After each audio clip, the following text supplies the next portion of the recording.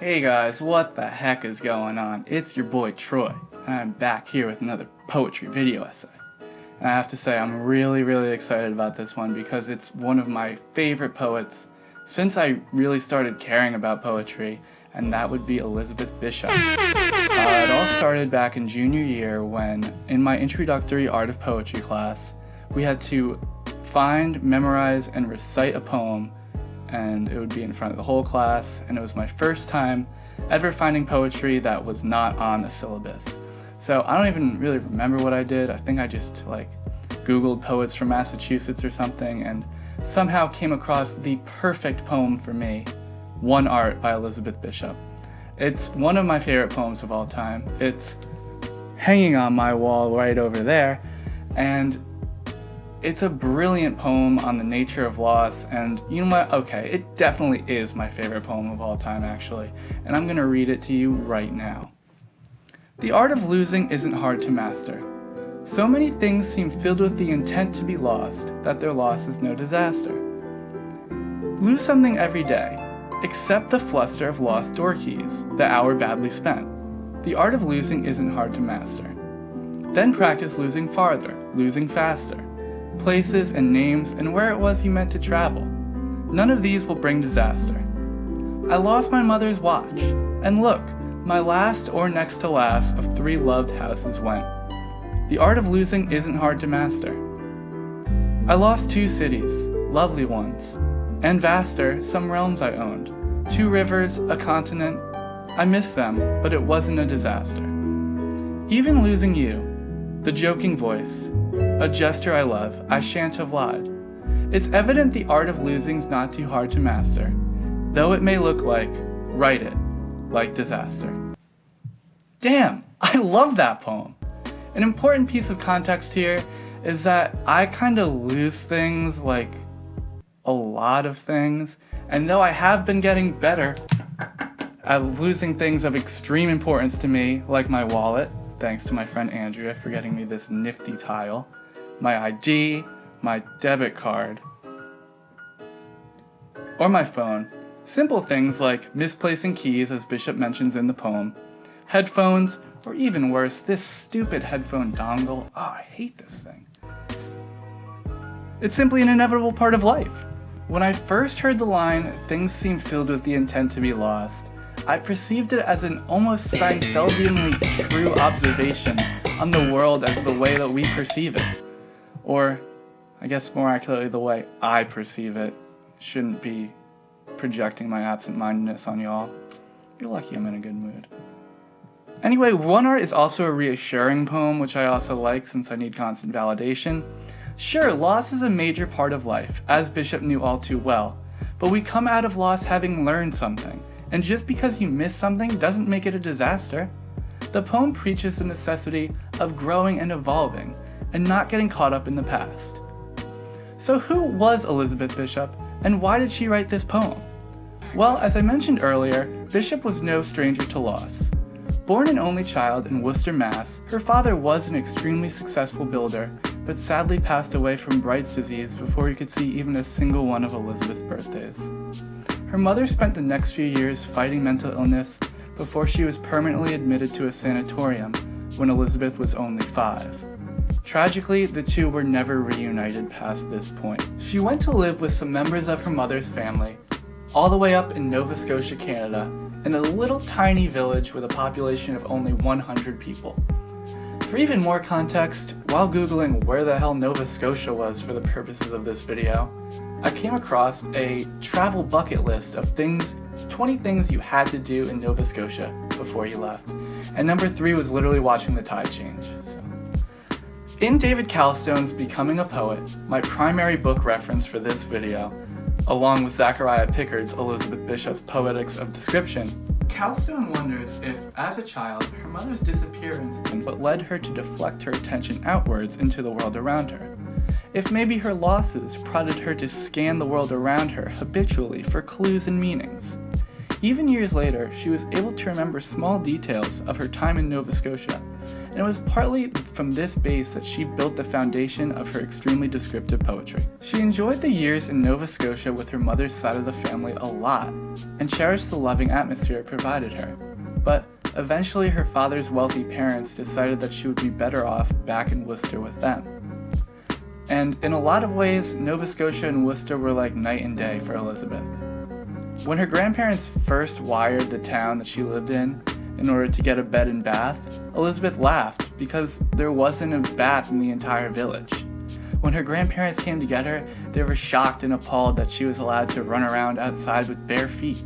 Bishop tried to be like, nah, I'm good just chilling, get it cause it's Canada, here in Nova Scotia, but her grandparents weren't hearing any of it, and she had to go back to Worcester with them. Although she was definitely loved by her grandparents, back in Worcester she lived in sort of an isolated wealth, as opposed to the variety of community and friendships that she enjoyed in Nova Scotia. Kind of reminds me of the time in 4th grade when my parents made me move from Catholic school to public school, and on the last day of school I was so defiant and so resistant to the change that I just refused to go outside on the last day of school and just sat in my classroom crying. But against all odds, I did make a couple friends at least in public school, and at least I didn't get as physically sick there as Bishop got in Massachusetts. There she developed eczema sores, chronic bronchitis, and chronic asthma.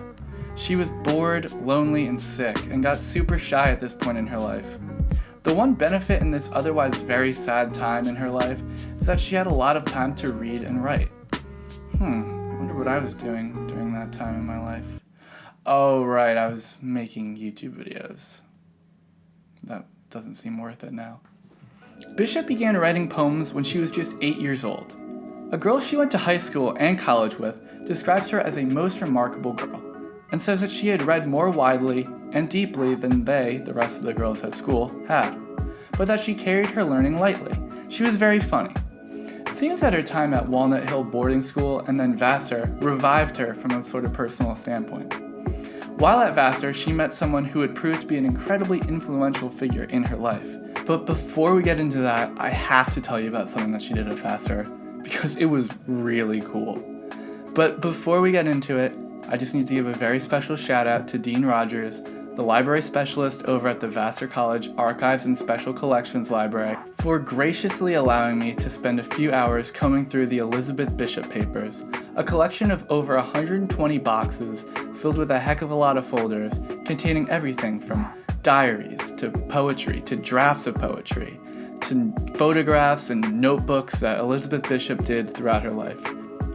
This video would not have been complete without him allowing me to make the trip over there and check this stuff out for myself, so I just wanted to say thank you real quick, and let's get into the story. So basically, while Bishop was at Vassar, the Vassar Review, the campus newspaper at the time, was really dull, boring, and old-fashioned, according to Bishop. Also, it had the habit of not publishing work from Elizabeth and her circle of friends. So what did they do? They just created their own newspaper called the Conspirito. The name suggested writing full of vigor and spunk, while also subtly connoting conspiratory values. All articles were submitted anonymously, and the editors announced that they demand nothing but fresh conception, they were more interested in experimental than traditional writing, and that they should like to avoid bookishness. Basically, it seemed Bishop and company had a strict rule of no nerds allowed. Although the tone of the newspaper ended up being more satirical and sarcastic than overtly offensive, the spirit of rebellion still troubled quite a few faculty. Thus, after their first few meetings being held in the boring old students' building along with the rest of the clubs, they quickly moved their meetings off campus to a speakeasy that served a mysterious wine that was rumored to be over 50% alcohol, although Bishop herself didn't seem to think that number was that right. But even still, dang, I clearly missed the right time to be a writer here in Poughkeepsie.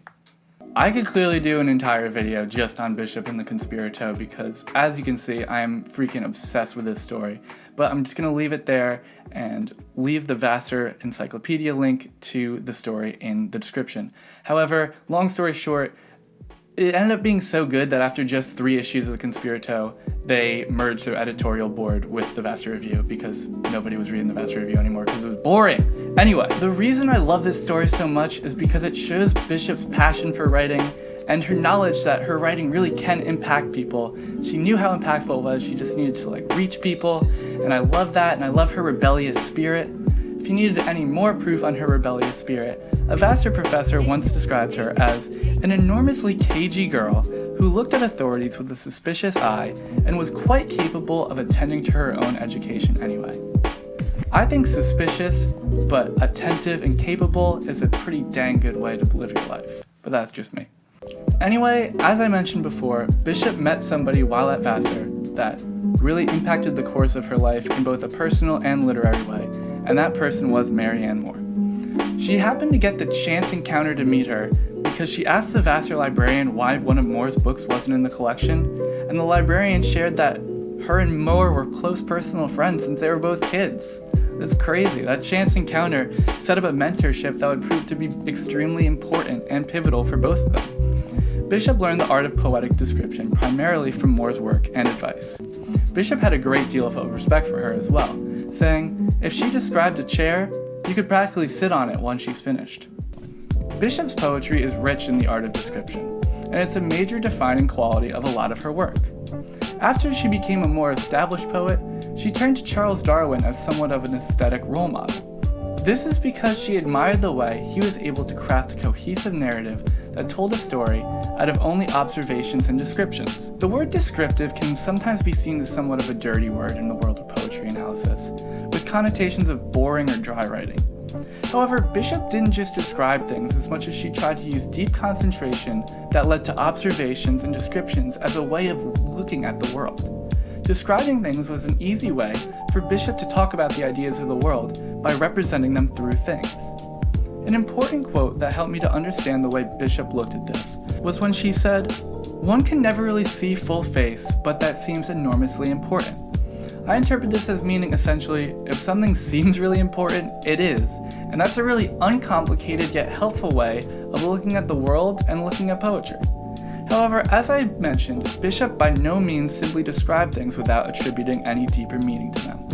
In Packard's book, he says that the most important factor in how precise Bishop's descriptions are is the remarkable visual clarity of their images, or their intensive imagery. And I would agree that Bishop truly is able to describe both images and scenes in a really unique and captivating way. For an example of this, let's analyze her poem The Armadillo, which is about the Brazilian custom of floating fire balloons during festival days. She describes a balloon falling as splattering like an egg of fire. In the same poem, she describes a rabbit as a handful of intangible ash with fixed, ignited eyes. These descriptions both fit together within the greater context of the poem by relating to the imagery of fire, while also being vividly accurate descriptions of the individual things described. However, Bishop was adept at both, and in other poems, expansive symbolic imagery is widely used to paint a different type of picture. Her poem, The Waiting Room, describes a young girl in the dentist's office having a really strange experience while reading a National Geographic. We've all been there. Maybe. Actually, I think my first time ever watching Diners, Drive-Ins, and Dives was at the dentist's office when I was 8, and my brain immediately had to do some sort of weird mental gymnastics in order to process the weird cartoon character of a man that is Guy Fieri. But anyway, I digress.